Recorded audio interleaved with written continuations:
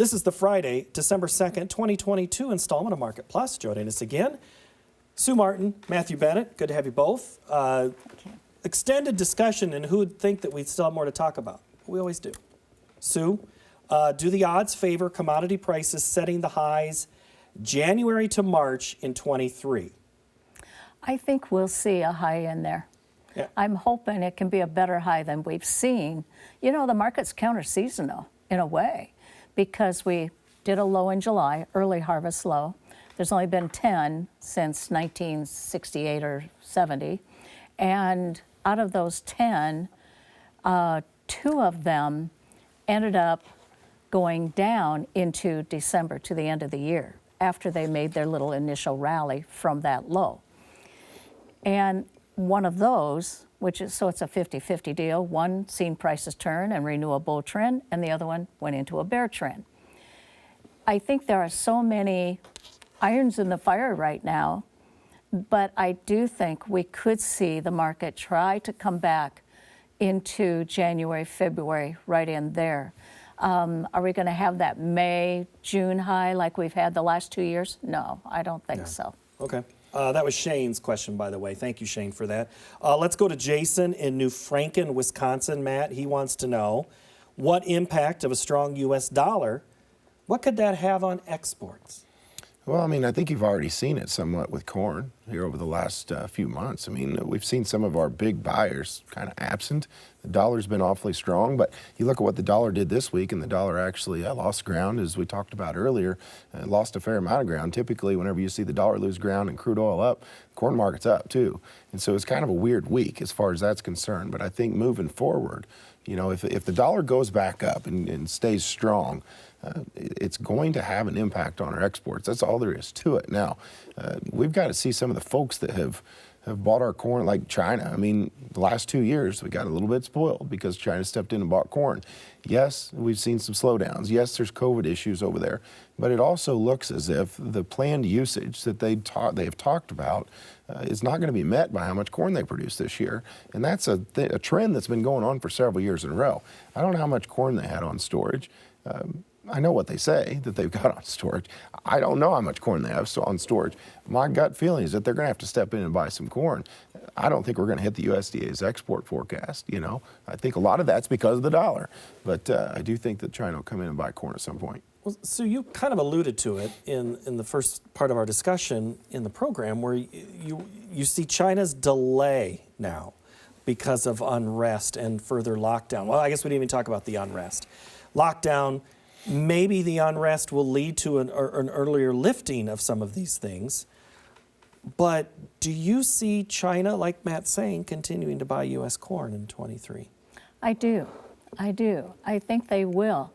Again, China was in the process of opening doors. You know, they didn't want to keep all their eggs in one basket. And so they started, even before we were really getting into COVID really hard, they were starting to make inroads with that one road, one beltway. And I think that making ability to reach into Argentina, Brazil, they're talking that they're going to be probably the largest corn producer by 2025.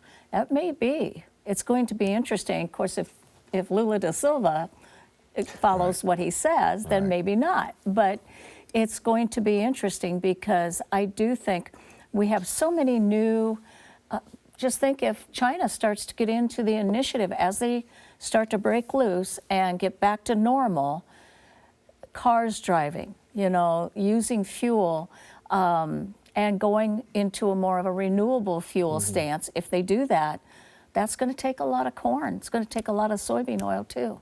Matt, let's talk about opportunities. Paul in Danvers, Minnesota, one of our regular contributors via questions. Paul, thank you as always. Paul wants to know, if interest continues to rise and reaches levels it hasn't since the 1980s, what opportunities will it create for some producers? First of all, I don't think we're going to hit the levels that we saw in the 80s, okay? And I hope that we don't. Yeah, someone who is a producer who's been at it for many years, it'd create a lot of opportunities for them. But a young producer in this environment where it's so expensive to farm and to get established, it's going to be hard for me to say it's going to give them opportunities. It's going to give them a lot of challenges. Maybe one thing that could happen is that these land prices would finally take a little bit of a dip. But the bottom line is the demand for land, it's still just robust as can be. You see $30,000 land, 20, 25. It's becoming fairly common. We had ground in our neck of the woods sell for $18,500 in the last week or two. And it wasn't what I would have thought would be ground that would go for $18,500. But regardless, that's what it sold for. And so high interest rates to me are going to create opportunities for your older producers or your established producers that don't have to borrow much. Because quite frankly, they would like to see their money make a little bit more on interest. Well, I don't know if you know this exactly, but there's a lot of people paying for land with cash right now. Yeah. Is that the same in your area? Well, yeah, I mean, there's no question that there's cash available. What I'm saying is I've got a son that's a senior in college, and he wants to farm. I started buying farm ground whenever I was his age. I can't imagine him being able to step in and try to buy a piece of ground for $15,000 to $20,000. It's just not really possible.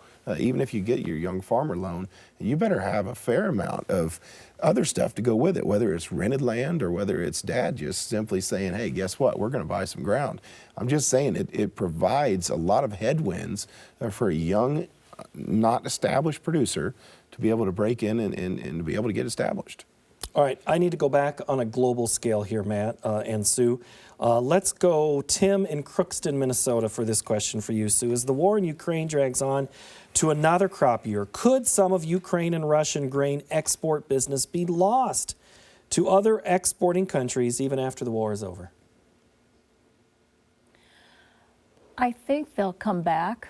Those countries will come back to Ukraine and Russia after the war ends.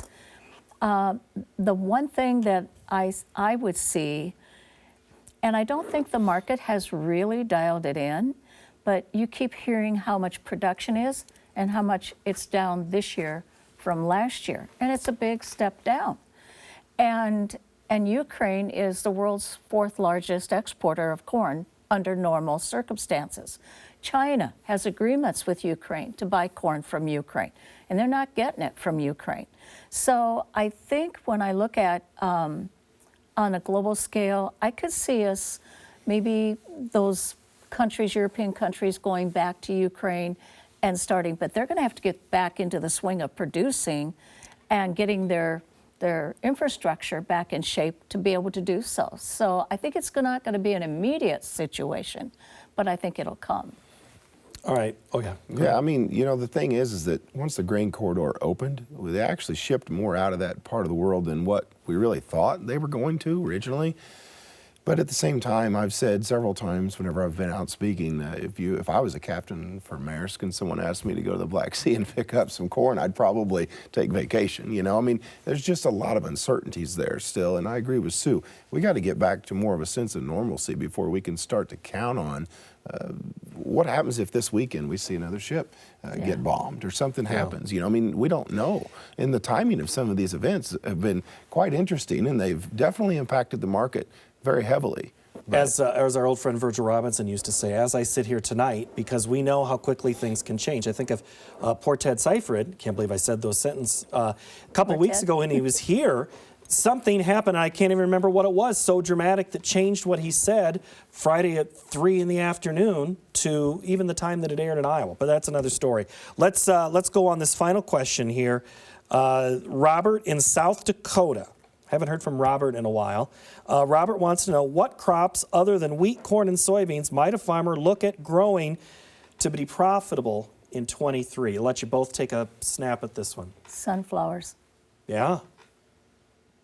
Because of it's an oil seed. So I guess I would say sunflowers, but I don't think they're going to be dry coming into spring. I look for a cool, wet spring. So I don't know. I was thinking maybe sunflowers. What do you think, Matt? I would agree, especially in that part of the world. I mean, you don't see any sunflowers in my part of the world, but I've seen them in South Dakota driving around.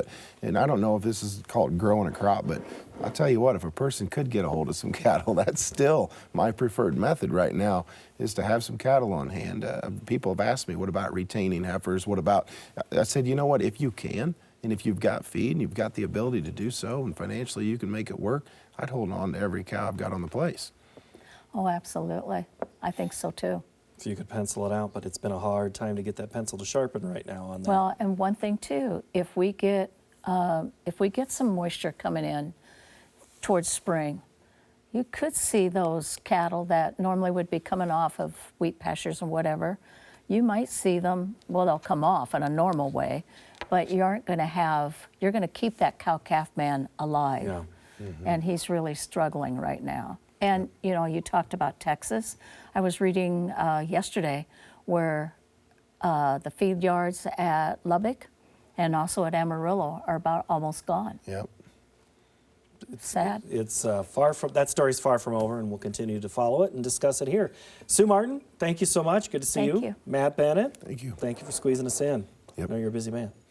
All of his travels, and he stops by to say hello. And we always appreciate you when you take us along, whether it's in podcast or on video form. Next week, we are going to look at the ramifications of the EPA and what they said about the RVOs. We'll also have commodity market discussion like we always do each and every week. We'll see you next time. Thanks for watching.